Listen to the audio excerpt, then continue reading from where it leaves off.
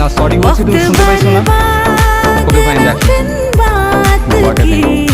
আরে ভাই এমন একটা ভাব করে যেন সারাদিন তারে সরি বলা লাগবে। না দেখ, সারাদিন তো সরি বলার দরকার নাই, বাট অ্যাটলিস্ট এমনভাবে তো সরি বলবি যাতে অপোজিটের মানুষটার মনে হয় তুই আসলেই সরি। আরে আমি চিনি, ও এমনি কয়েক ঘন্টা পর মাফ করে দিলাম। আচ্ছা আচ্ছা ভাই, তুই এক ধরনের ভিডিও দেখছিস যেখানে দেখানো হয় ছেলেরা কখনো মুভ অন করতে পারে না?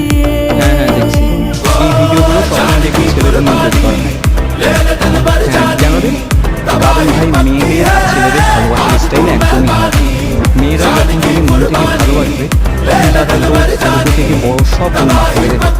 এমনকি তারা তোর এমন ভুল মাফ করে দেবে যে ভুলগুলো তোর ভুল করে করা উচিত না।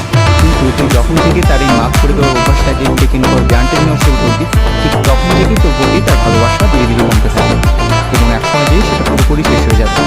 তখন তোর মনে হবে কেন এত বদলে গেল, কেন আমার কোনো কিছুতে তার ফারাক পড়ে না।